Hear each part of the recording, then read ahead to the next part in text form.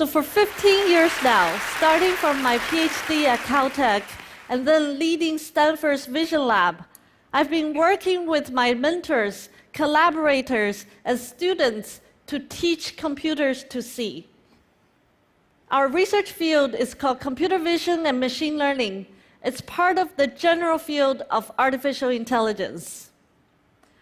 So ultimately, we want to teach the machines to see just like we do, naming objects, identifying people, inferring 3D geometry of things, understanding relations, emotions, actions, and intentions.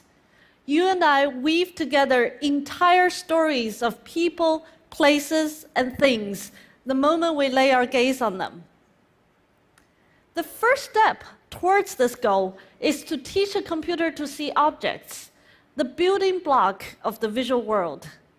In its simplest terms, imagine this teaching process as showing the computer some training images of a particular object, let's say cats, and design a model that learns from these training images. Once we know this, we knew we needed to collect a dataset that has far more images than we have ever had before, perhaps thousands of times more.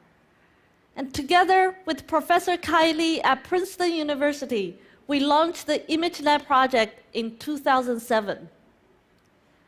Luckily, we didn't have to mount a camera on our head and wait for many years. We went to the internet, the biggest treasure trove of pictures that humans have ever created. We downloaded nearly 1 billion images and used the crowdsourcing technology like Amazon Mechanical Turk platform to help us to label these images. At its peak, ImageNet was one of the biggest employers of the Amazon Mechanical Turk workers.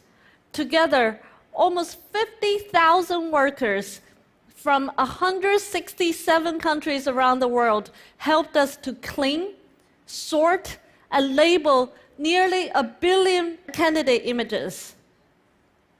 That was how much effort it took to capture even a fraction of the imageries a child's mind takes in the early developmental years.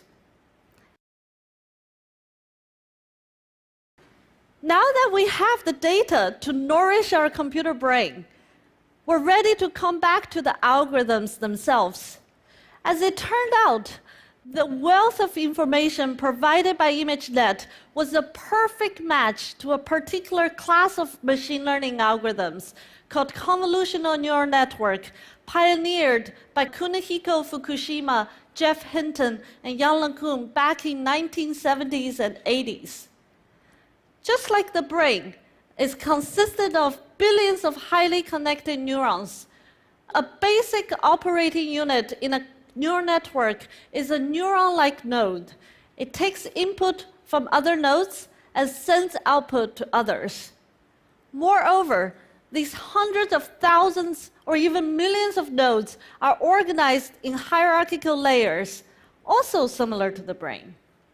In a typical neural network we use to train our object recognition model, it has 24 million nodes, 140 million parameters, and 15 billion connections. That's an enormous model. Powered by the massive data from ImageNet and the modern CPUs and GPUs to train such a humongous model, the convolutional neural network blossomed in a way that no one expected. It became the winning architecture to generate exciting new results in object recognition. This is a computer telling us this picture contains a cat and where the cat is. Wait a minute, is that it? Has computer already matched or even surpassed human capabilities? Not so fast. So far, we have just taught the computer to see objects. This is like a small child learning to utter a few nouns. It's an incredible accomplishment, but it's only in the first step. Soon, another developmental milestone will hit, and children begin to communicate in sentences. So instead of saying, "This is a cat" in the picture, You already heard the little girl telling us, this is a cat lying on a bed. So to teach a computer to see a picture and generate sentences, the marriage between big data and machine learning algorithm has to take another step. Now, the computer has to learn from both pictures as well as natural language sentences generated by humans. Just like the brain integrates vision and language, we developed a model that connects parts of visual things, like visual snippets, with words and phrases in sentences. About 4 months ago, we finally tied all this together and produced one of the first computer vision models that is capable of generating a human-like sentence when it sees a picture for the first time.